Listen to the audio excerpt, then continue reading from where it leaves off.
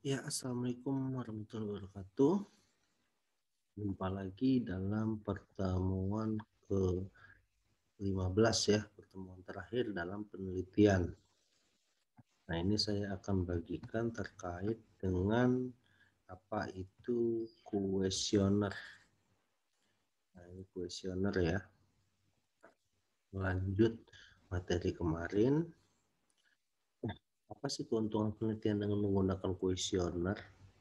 Biasanya memang kuesioner itu dilakukan dalam menguji apa yang akan kita teliti dan memudahkan kita untuk mencari berbagai sampel. Nah, untungnya itu adalah tidak memerlukan hadirnya si peneliti. Jadi bisa kita bagikan langsung, jadi tidak perlu kita satu-satu menghabiskan waktu untuk turun.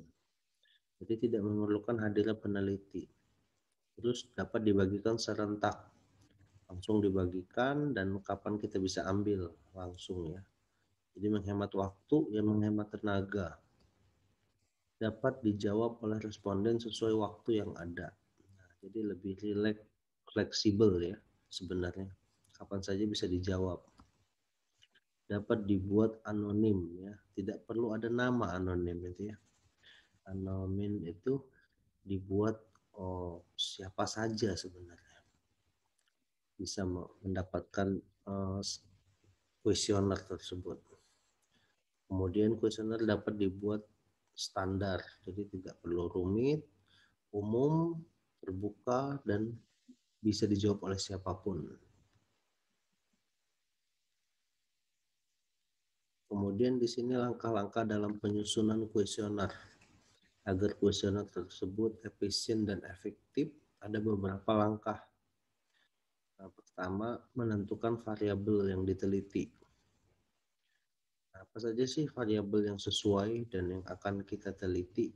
Itu bisa dilihat agar lebih efektif dan efisien. Langkah-langkah yang akan diteliti itu disusun sesuai variabel yang ada, ditentukan ya mana yang sesuai. Kemudian juga kita selain menentukan variabel yang diteliti, kita juga menentukan indikator.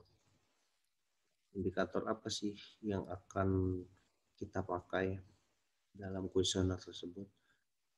Indikatornya seperti kalau variabel itu kan apa saja yang ingin diteliti. Kalau indikator ini lebih khusus ya menentukan indikator ini untuk orang-orang yang benar mengalami langsung, orang-orang keluarganya langsung. Nah, jadi indikator itu ada pengkhususan bagi siapa yang terkait ya, diberikan kuesioner. Jadi bisa jadi dia orang yang sudah dewasa, jadi bukan anak-anak, bukan wanita misalnya, lebih ke laki-laki yang dewasa yang kita berikan kuesioner. Nah, itu ada indikatornya ya. Nah, kemudian menentukan sub indikator. Nah, di dalam indikator itu ada subnya lagi. Ya, bisa jadi dia walaupun diberikan kepada laki-laki yang dewasa, tapi benar-benar yang terkait. Nah, lebih khusus lagi ya. Kemudian yang keempat, mentransformasikan sub indikator menjadi kuesioner. Nah, jadi dari situ baru dipertanyakan terkait dengan karena dia yang mengalami, karena dia yang masuk dalam kategori, maka dia langsung diberikan kuesioner yang terkait dengan dirinya. Nah, ini misalnya ada contoh judul penelitian ya, analisa pengaruh kerja kemampuan pegawai terhadap prestasi. Variabel yang kita tentukan itu prestasi kerja, fasilitas kerja, dan kemampuan pegawai misalnya. Ini yang ditentukan variabelnya. Nah, yang disebut prestasi ini kan dilihat dari judul ya, ada prestasi, ada fasilitas, ada kemampuan pegawai. Nah, indikatornya apa prestasi ini? Kemudahan menjalankan tugas, kemandirian. Kalau fasilitas kerja indikatornya apa? Keadaan ruang kantor, keadaan perabotan, kesediaan alat komunikasi. Nah, ini kan indikator-indikator dari variabel yang kita tentukan. Kemampuan pegawai itu indikatornya tingkat pendidikan, keterampilan, pengalaman kerja. Nah, jadi memang dari sini baru ada sub indikator. Keadaan ruang kantor, apakah yang beruangan kantornya, apa penerangan, kondisi sejuknya, ini lebih khusus lagi ya. Keterampilan, apakah keterampilan komputer kah, pembukaan atau kearsipan atau bahasa Inggris ya. Baru enak kita buat pertanyaan-pertanyaannya yang sesuai dengan indikator dan variabel. Nah, seperti inilah kurang lebih ya dalam kuesioner itu. Dalam kita menentukannya, baru kita buat pertanyaan. Jadi pertanyaan ini sebenarnya berdasarkan indikator dan variabel dan judul tujuan penelitian kita. Nah, uji validitas dan reliabilitas kuesioner. Nah, ada namanya validitas eksternal dan internal ya. Jadi memang validitas ini alat ukur ya, yang mampu mengukur apa yang ingin kita tuju. Kalau yang eksternal ini instrumen yang dicapai bila data yang dicapai sesuai dengan data atau informasi variabel penelitian yang dimaksud. Jadi eksternal ini yang kita sudah capai ini ternyata sesuai dengan penelitian yang dimaksud. Kemudian kalau data internal ini bila terdapat kesesuaian antara instrumen dengan keseluruhan. Ya, kalau tadi datanya sesuai, ini instrumen dengan seluruhnya melalui faktor dan butir. Nah, ini ya. Kriterianya jika koefisien produk momen melebihi 0,3, jika koefisien korelasi produk momen. Nah, ini relabilitas. Nah, pengertian relabilitas ini sebenarnya pada dasarnya sejauh masih hasil pengukurannya dapat dipercaya. Ada metode pendekatan ya, ada dua jenis.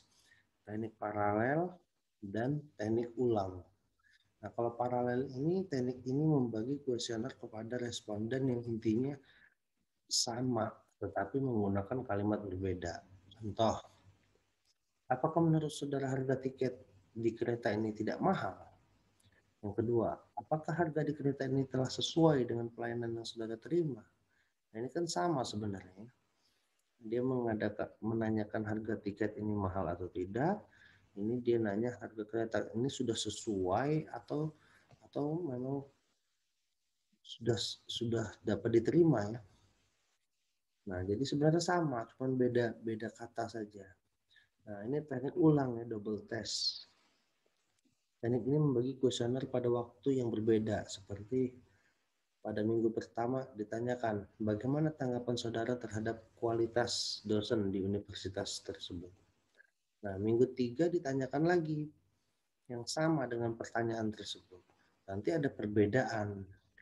Ternyata pas minggu pertama dia mungkin masih belum menyesuaikan, minggu kedua mungkin sudah lebih baik atau malah lebih buruk ya, semakin lama semakin buruk.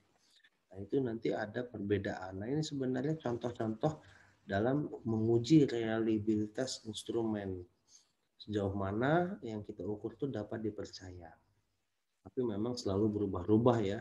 Tapi itulah uniknya suatu penelitian. Nah, reliabilitas internal ini juga digunakan untuk menghilangkan kelemahan pada uji reliabilitas eksternal. Kemudian langkah-langkah melakukan uji validitas ini adalah dengan pertama, mencoba item di lapangan kepada paling tidak 30 orang. Ini data statistik ya. 2, dibuat tabulasi data yang telah masuk. Jadi setelah kita mencoba di lapangan sebanyak 30 orang, ada data-datanya, dibuat tabulasi ya, kayak kotak-kotak seperti itu. Nanti dilihat mana yang lebih tinggi, mana yang buruk per hari, per tahunnya. Kemudian uji validitas dan reliabilitasnya. Antara kevalidan dan reliabilitasnya itu sesuai tidak. Jadi uji validitas dilakukan dengan korelasi skor item dengan skor total. Korelasi rank Spearman jika data yang diperoleh adalah data original. Sedangkan data yang diperoleh data interval menggunakan korelasi produk momen.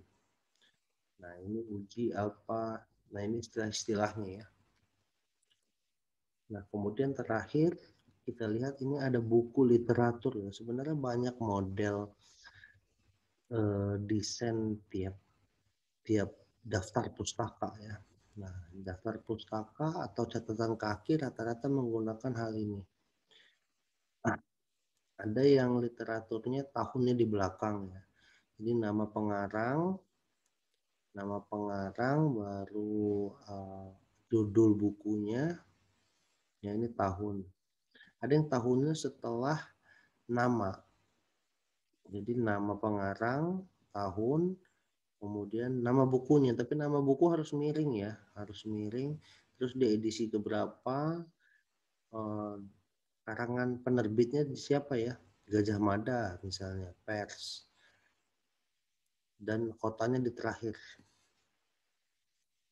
Nah, ada yang tahunnya juga paling terakhir seperti yang tadi ya. Nah, ini memang berbeda-beda, tapi yang paling banyak digunakan yang seperti ini ya, untuk daftar pustaka. Untuk daftar pustaka untuk footnote pun sama ya. Cuman bedanya footnote itu ada halaman. Ada halaman dan tahunnya itu terakhir seperti ini. Nah, itu mungkin untuk literatur ya. Kemudian penelitian ini ada yang deduktif, induktif ya, mengarahkan simpulan dari keadaan umum ke khusus. Kalau induktif itu dari keadaan yang khusus dari langsung ke umum. Ini kemarin itu sudah dijelaskan. Mungkin itu saja kawan-kawan semua. Terima kasih. Mohon maaf bila ada salah kata. Assalamualaikum warahmatullahi wabarakatuh.